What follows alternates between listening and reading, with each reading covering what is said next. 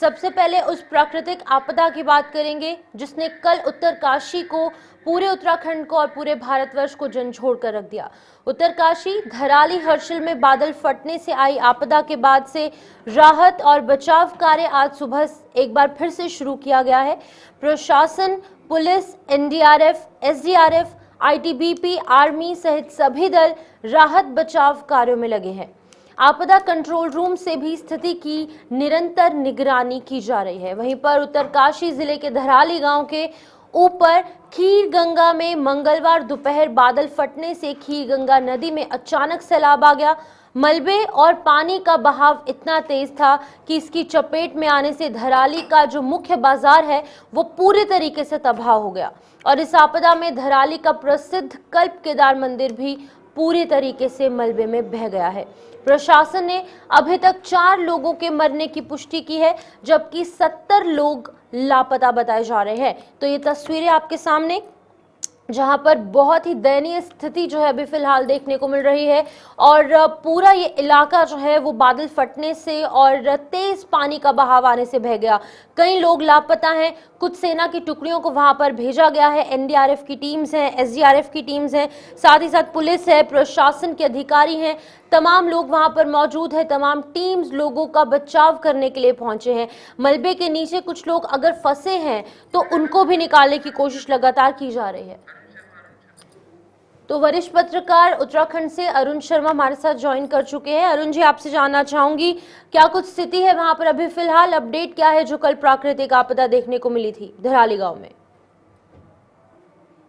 स्थिति अभी भी बहुत भयानक है क्योंकि जो कल अचानक घटना हुई है 1:45 बजे, एक बादल फटा थराली के ऊपर और उस बादल फटने से जो तबाही आई है, जो पानी आया है, जो मलबा आया है, उसने धराली कस्बे को पूरी तरह बर्बाद कर दिया। स्थिति ये थी कि वहां लगभग 150-200 पर्यटक थे, लगभग 50 के करीब आवासीय होटल और होम स्टे थे, वो सभी कुछ तबाह हो चुका है। अब स्थिति ये है कि जो भवन बचे हैं उनकी केवल छत नजर आ रही है और वो उसके ऊपर भी मलबे का ढेर लगा है। वहां देखिए, अभी जो पंचायत चुनाव हुए थे उसमें लगभग 750 वहां वोटर थे।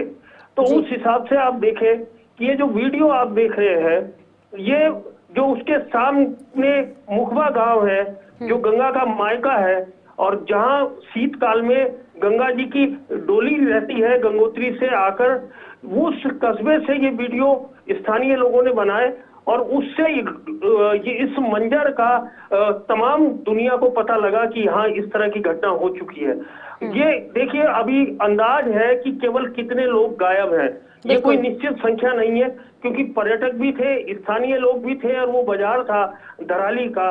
तो वहां एकदम से ये सैलाब आना और 20-25 सेकंड के अंदर सब कुछ तबाह हो जाना अपने आप में सारी कहानी कह रहा है। लेकिन ये है कि वहां से 4 किलोमीटर दूर जो हर्षिल है, एक चीज और मैं बता दूं, केवल ये धराली के ऊपर नहीं बादल फटा, वो कल हर्षिल के ऊपर भी बादल फटा है।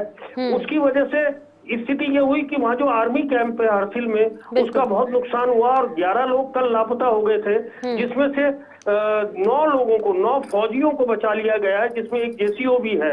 तो ये स्थिति है सामने। और वहाँ जो हर्षिल है उसका हेलीपैड तबाह हो गया, वहाँ पूरी भागीरथी नदी की जो झील है वो बन गई है।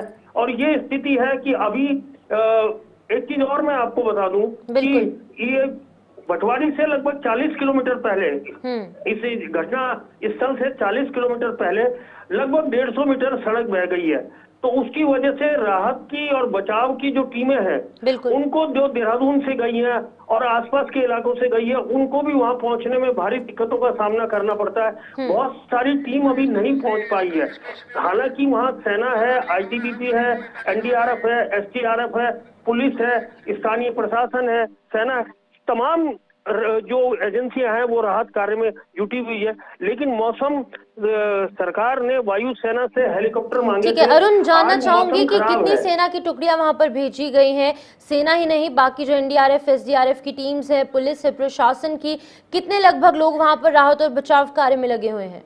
देखिए वो 200 से ज्यादा लोग हैं, क्योंकि 150 तो सेना के जवान हैं। बिल्कुल। और उसके अलावा पुलिस अलग है, एसडीआरएफ है, एनडीआरएफ है, उसके अलावा स्थानीय प्रशासन है, स्थानीय निवासी भी वहां लगे हुए हैं राहत और बचाव में। तो ये तमाम लोग लगे हैं, लेकिन दिक्कत ये है कि जो एकमात्र मार्ग है, जो राष्ट्रीय मार्ग है गंगोत्री वाला, वो क्योंकि इस स्थान से 40 किलोमीटर पहले 150 मीटर तबाह हो गया है, तो उसलिए वो जाने में दिक्कत हो रही है जो बचाव दल है लेकिन उनको। अरुण, और एक अभी चीज स्थिति जानना बहुत ज्यादा इम्पोर्टेंट है, वो ये है कि अगर अब आज भी बारिश होगी और आने वाले कुछ दिनों तक अगर बारिश देखने को मिलेगी तो यहाँ पर स्थिति और ज्यादा बिगड़ सकती है।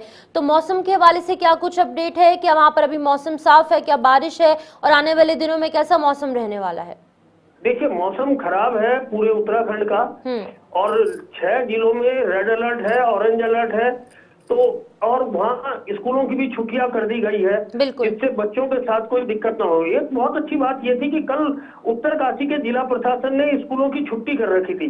अगर वहाँ स्कूल खुले होते तो मुझे लगता है बहुत सारे परिवार के नौनिहाल काल के गाल में समा गए होते। तो ये भी एक बचाव हुआ, क्योंकि मौसम विभाग ने भारी वर्षा और मौसम खराब होने का अलर्ट जारी किया था, साथ में बादल फटने का और तेज गर्जन के कड़कने का, बिजली कड़कने का भी अलर्ट किया हुआ था। तो इसलिए प्रशासन ने यह एहतियात पहले लिया और वहां स्कूलों की छुट्टी कर दी गई थी। लेकिन उसके बावजूद बहुत नुकसान हुआ है, और उत्तरकाशी की आपदा के बाद मुझे लगता है उत्तराखंड में ये सबसे बड़ी आपदा आई है जिसमें जान माल की इतनी हानि हुई है। बिल्कुल ठीक है अरुण, आप बने रहिए हमारे साथ, अगली खबर पर आपका रुख करेंगे और आपसे जानकारी लेंगे। इसी बीच उत्तराखंड में भारी बारिशों का कहर सड़कों पर टूट रहा है। भारी बारिशों के चलते गंगोत्री हाईवे कई जगहों पर वॉश आउट हो गया है और सूत्रों के अनुसार डबरानी, पापड़गाड़, सोनगाड़ पर क्षतिग्रस्त भी हुआ है। हाईवे वॉश आउट होने से सड़क यातायात बाधित होने से धराली रेस्क्यू अभियान के लिए आई टीमें घटनास्थल पर नहीं पहुंच पा रही और इसके साथ ही बद्रीनाथ राष्ट्रीय राजमार्ग भी भारी बारिश के कारण कई स्थानों पर अवरुद्ध है। सूत्रों के मुताबिक लामबगड़ और साथ ही साथ हनुमान चट्टी के बीच में देवगनी में जो मार्ग अवरुद्ध है, वहां पर कंचन नाला, बद्रीनाथ, भनेर पानी, पीपल कोटी, कमेड़ा, गौचर में भी मार्ग अवरुद्ध हुए हैं। वहीं पर कर्णप्रयाग ग्वालधाम का जो मोटर मार्ग है वो बैनोली में पेड़ टूटने की वजह से अवरुद्ध हुआ है। तो इस हवाले से भी अपडेट लेंगे, सड़कें और वहां पर जो मार्ग है वो किस तरीके से अवरुद्ध हुए हैं। और खास बात यह है अरुण कि जहां पर घटनास्थल, जहां पर कल प्राकृतिक आपदा देखने को मिली, वहां पर पहुंचने वाले जो रोड्स हैं वो भी क्षतिग्रस्त हुए हैं, जिसकी वजह से टीमें वहां पर नहीं पहुंच पा रही हैं। देखिए बिल्कुल सही कह रही हैं आप। तमाम जगह मूसलाधार जो बारिश हो रही है उसकी वजह से तमाम जगह कहीं ये बादल फटे हैं और कहीं लैंडस्लाइड हुआ है, और पानी जो है सड़कों में आया, जिसकी वजह से सड़कों को भारी नुकसान पहुंचा। बहुत सारी सड़कें मलबा आने से बंद है। केदारनाथ की यात्रा रोक दी गई है, बद्रीनाथ की रोक दी गई है, गंगोत्री का तो ये रास्ता ही वॉश आउट हो गया है। तो उस वजह से तमाम जगह ये दुश्वारियां हैं और ये उत्तराखंड के लिए भयावह स्थिति है, स्थानीय लोगों के लिए भी। और जो बाहर से पर्यटक आए हैं वो जगह जगह फंस गए हैं, उनको रोक दिया गया है मौसम को देखते हुए। तो ये स्थिति अभी है सामने। लगातार बारिश हो रही है और उस बारिश से राहत के कामों में दिक्कत हो रही है। मैंने अभी आपको बताया कि वो भटवाड़ी, ये धराली से 40 किलोमीटर पहले जो रोड 150 किलोमीटर रोड बिल्कुल तबाह हो गई है, उसकी वजह से राहत और बचाव की जो टीमें हैं वो वहां नहीं पहुंच पा रही है। वैकल्पिक मार्ग बनाने के लिए आज सेना और बीआरओ ये सब लगेंगे और लगता है कि दोपहर बाद तक ये रास्ता खुल पाएगा। बिल्कुल अरुण, लेकिन अगर हम सड़कों के हवाले से और हाईवेज के हवाले से बात करेंगे तो ऑलमोस्ट कितना नंबर सामने आ रहा है, कितनी सड़कें बंद हैं? और एक और चीज बताइएगा कि कितने लोग वहां पर फंसे हैं, क्योंकि पर्यटक इस टाइम पर बहुत ज्यादा वहां पर देखने को मिले, चारधाम यात्रा भी जारी थी, तो उस हवाले से अपडेट कीजिएगा, कितने लोग फंसे हैं और कितनी सड़कें अभी फिलहाल बंद है, नंबर्स क्या कुछ सामने आ रहे हैं?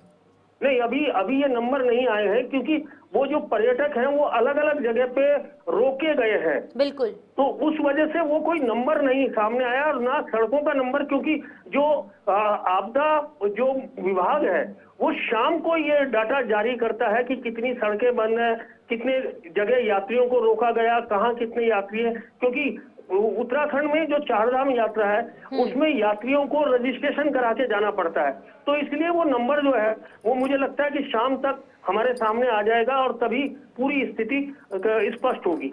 बिल्कुल। और अरुण, ये भी बताया जा रहा है कि बहुत भारी मात्रा में जो प्रशासनिक अधिकारी हैं और तमाम जो लोग हैं वो यहाँ पर डटे हुए हैं, एनडीआरएफ की टीम से एसडीआरएफ की टीम से, लेकिन एक अच्छा राहत पैकेज इन लोगों के लिए देना या फिर एक पैकेज प्रोवाइड करना कि ताकि ज़्यादा से ज़्यादा लोगों को रेस्क्यू किया जाए या फिर इस तरीके की पूरी स्थिति पर नियंत्रण किया जाए, उस हवाले से बताइएगा। इसके हवाले से क्या कुछ अपडेट है? सीएम पुष्कर सिंह धामी ने क्या कुछ ऐलान किया है?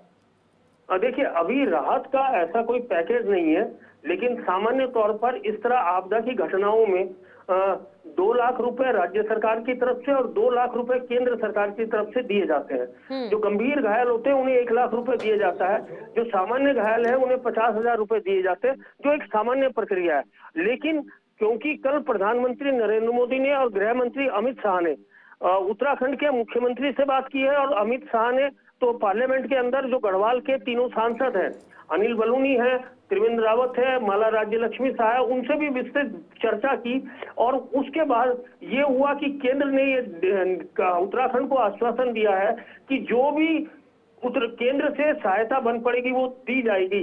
वो केवल बचाव और राहत कार्य के लिए नहीं है, वो मुआवजे के लिए भी होगी, क्योंकि मकान तबाह हो गए हैं, होटल तबाह हो गए हैं, होम स्टे तबाह हो गए हैं, और सरकारी जो वहां बिल्डिंग्स थी, स्कूल थे, वो सब तबाह हो गए। तो निश्चित तौर पर केंद्र आकलन के बाद एक राहत पैकेज जारी करेगा। और साल में कल ही उत्तराखंड के मुख्यमंत्री पुष्कर सिंह धामी ने आंध्र प्रदेश से लौटकर जब आपदा परिचालन केंद्र में तमाम अधिकारियों की उच्च स्तरीय बैठक ली, और इस बैठक के बाद उन्होंने तत्काल इस जगह के लिए, इस आपदा के लिए एक तरफ है, लेकिन जब आपदा किया। आती है तो वहां पर पहुंचना मंत्रियों के लिए बहुत ज्यादा आवश्यक हो जाता है, खास तौर पर जो पूरे राज्य का जो मुखिया होता है, जब वो वहां पर पहुंचेगा तो जाहिर तौर पर लोगों का ढांढस जो है वो बढ़ेगा, लोगों को एक कहीं ना कहीं उनके दिल को चैन मिलेगा कि आखिरकार जो इस पूरे राज्य का मुखिया है सीएम पुष्कर सिंह धामी, अगर वो वहां पर पहुंचते हैं या फिर लोगों से बातचीत करते हैं, जो वहां पर लोग जो आगे पीछे के इलाकों के लोग हैं या फिर जो वहां पर रेस्क्यू टीम्स लगी हुई हैं, उनसे जो मुलाकात की जाएगी तो कहीं ना कहीं स्थिति थोड़ी सी ठीक हो सकती है, लोगों को एक आश्वासन मिल सकता है। तो क्या कुछ अपडेट है, क्या वहां पर सीएम धामी या फिर कोई और मंत्री पहुंचने के आसार बताए जा रहे हैं?